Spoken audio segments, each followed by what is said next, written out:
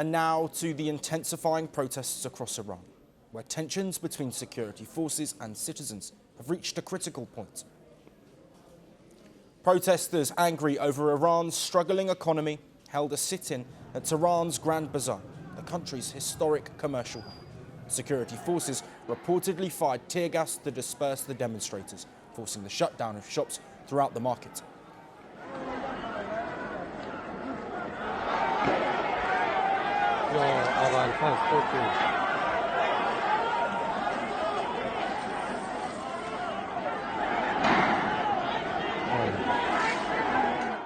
And these confrontations have turned deadly, with activists reporting at least 36 people killed and over 1,200 detained.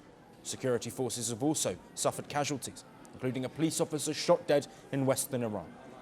As protests intensify across Iran, exiled Crown Prince Reza Pahlavi has stepped into the spotlight, saying he is ready to help lead a transition away from what he calls tyranny toward democracy in Iran.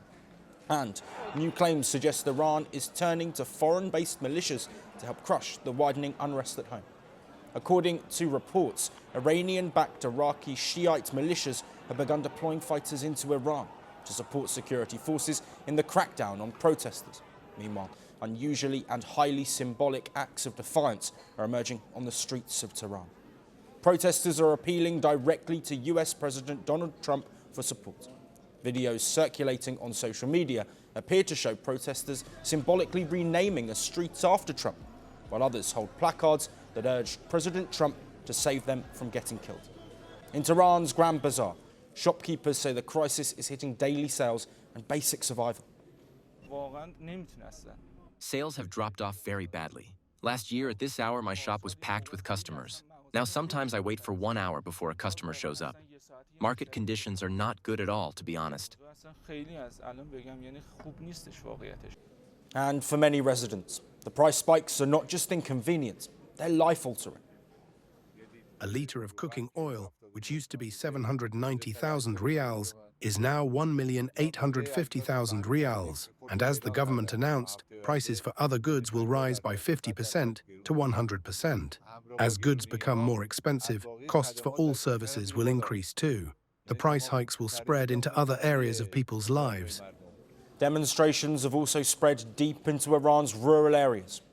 Reports of protests are erupting in more than 250 locations, many of them small towns and provincial cities far from Tehran. Official figures released this week show Iran's inflation rate surged to 52.6% in December, underscoring the scale of the economic crisis fueling this current wave of protests. President Masoud Pezeshkian has moved to overhaul Iran's subsidy system, announcing the end of preferential foreign exchange rates that had long been used to import essential goods. He said the complex system created distortions, encouraged corruption, and failed to protect low-income Iranians. We have not eliminated subsidies. Instead, we have started depositing the subsidies into bank accounts of all residents. We are determined to cut off all paths that lead to favoritism, bribery, and similar issues. But the situation in Iran still remains volatile, with many citizens facing daily struggles just to meet basic needs.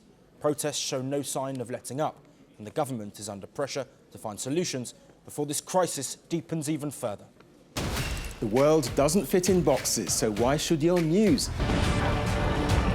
From battlefields to negotiation tables, from internet outrage to real-world injustice. The conversations everyone is having and the ones they're avoiding. It's the same show, but this new year, Firstpost America gets a new look. I'm Kerry Johnston, and this is Firstpost America.